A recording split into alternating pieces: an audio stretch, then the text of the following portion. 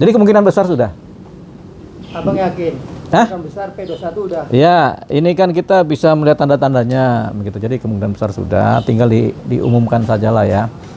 Kita sebenarnya tanda-tanda dari alam ya, begitu ya. Kali ini kita pakai tanda-tanda alam. Itu ya, kemungkinan besar sudah, tinggal dijalankan aja lah.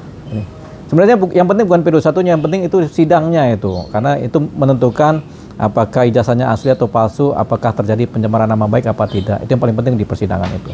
Gitu, jadi kita. Ya, Roy Charles itu selalu bilang masa penyidik ini udah habis, Bang. Nggak ada. Itu gimana tuh, Bang? Nggak ada itu. Jadi nggak ada aturan-aturan mengenai masa 14 hari itu ya kan. Gitu. Jadi kalau berkas dari jaksa dipulangkan untuk dibenahi, itu pada umumnya ada tenggat waktu yang pedomannya tuh 14 hari kerja, harapannya begitu. Tapi nggak seperti itu, karena untuk menanggapi ulang atau untuk menyelidik atau mendapatkan tambahan data itu perlu waktu sampai berbulan-bulan kadang-kadang. Jadi nggak ada aturan yang seperti itu. Itu cuma pedoman kerja aja. Gitu. Jadi nggak ada yang namanya kadaluarsa atau kemudian menjadi tidak sah. Semuanya sampai sekarang berjalan secara sah. Gitu. Bang, kalau secara prosedur hukum P21 keluar, Roy Suryo ditahan atau seperti apa kemungkinannya, Bang? Nah, itu tergantung dari kebijakan jaksa. Ketika P21 itu belum ditahan dong. Nanti pas tahap 2 itu nanti apakah kemudian ditahan apa tidak oleh jaksa, begitu. Kadang-kadang pas P21 untuk pengamanan, jaksa kadang-kadang minta sama si penyidik, udahlah tolong dibawa tapi ditahan gitu. Tapi biasanya nggak seperti itu. Mengingat ini kan kasusnya pencemaran nama baik ya, yang menjadi domain utamanya ya.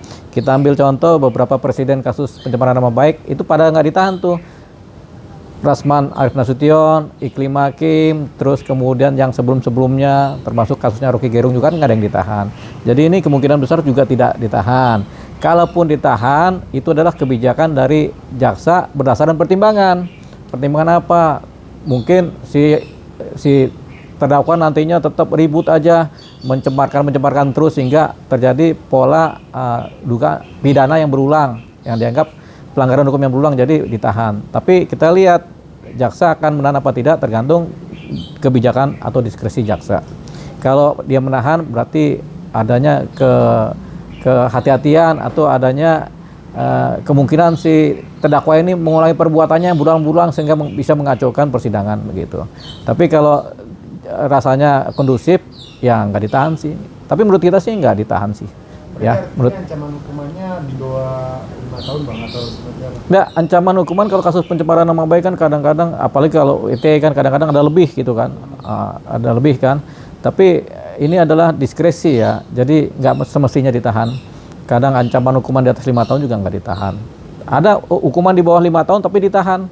Kayak kasus-kasus penipuan, penggelapan, atau kasus-kasus yang di bawah 5 tahun lah, kayak penganiayaan ringan itu kadang-kadang tipiring pasti nggak ditahan gitu. Jadi ada kasus yang di bawah itu yang ditahan, ada yang nggak ditahan. Jadi tergantung dari pasalnya sama kasusnya sama bagaimana si pelaku atau tersangka ini kemudian mengulangi perbuatannya apa tidak gitu. Bang, di tengah proses ini pihak Roy Suryo ini banyak melakukan upaya-upaya untuk menghilangkan statusnya sebagai tersangka, Bang. Terakhir kan infonya dia mendatangi Kejati untuk menghilangkan tersangka. Nah, itu apa bisa, Bang, seorang tersangka itu bisa dihilangkan tersangkanya? Ada upaya-upaya seperti itu, Bang? Ada upaya kalau menghilangkan tersangka, ada selalu upaya, cuma satu upaya itu yaitu mengajukan permohonan pra peradilan terhadap penyidikan yang berjalan, terhadap status tersangkanya, terhadap aspek formalnya, waktu penyidikannya bagaimana, itu yang diadakan pra peradilan, digugat. Nah, baru bisa tersangkanya hilang kalau dimenangkan oleh para pemohon gitu. Ada yang bilang kalau mau bebas dari tersangka dalam kasus ini harus mendatangi pihak pelapor. Oh, itu RJ, restoratif justice. Itu salah satu mekanismenya, tapi kan itu nggak berjalan. Makanya jalan yang satunya lagi adalah pra peradilan. Kalau dua-duanya nggak berjalan, ya jalan ini masuknya ke persidangan. Masuk persidangan pun masih ada peluang untuk RJ, Bang, ya?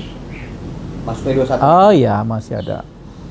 Sampai 1 hari sebelum sidang tuh masih ada bisa upaya RJ. Dengan catatan pihak korban mau. Kalau nggak mau ya nggak bakal ada RJ.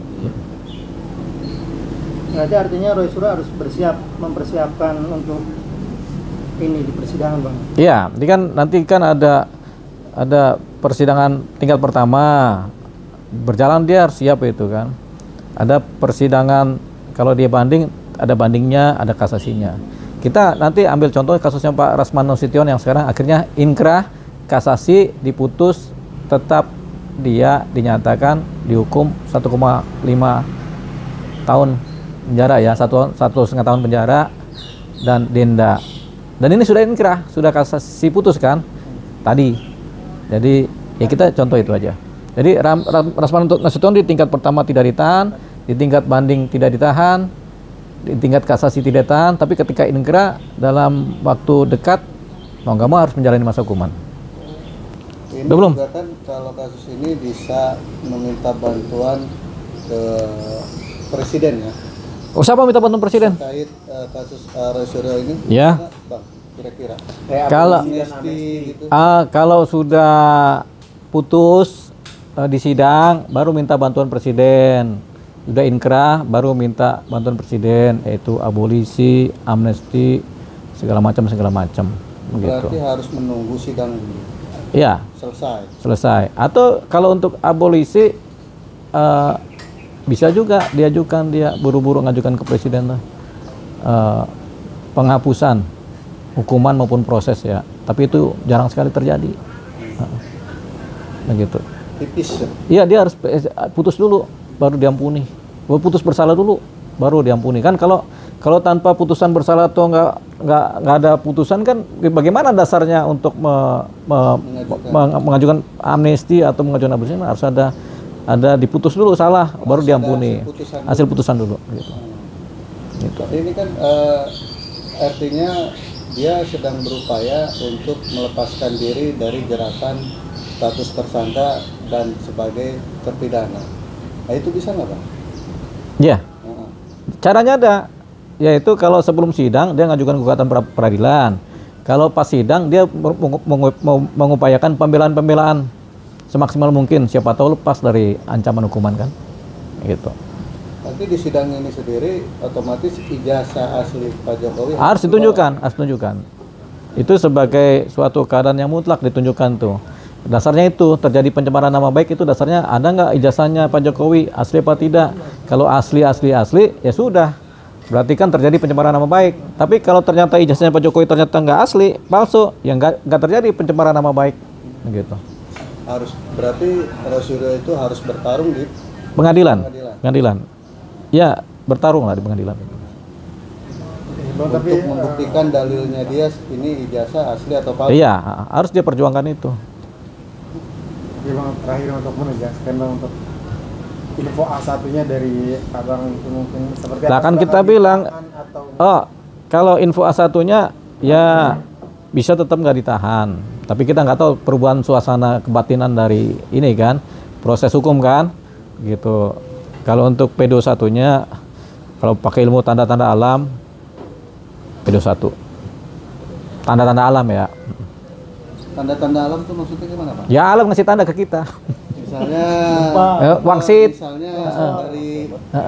Misalnya dari pihak penyidik sudah ada hasil. Ya enggak, kan kita membaca peta pakai ilmu hukum kan, kita bacanya ini namanya tanda-tanda alam. Gitu. Udah percaya aja sama kita.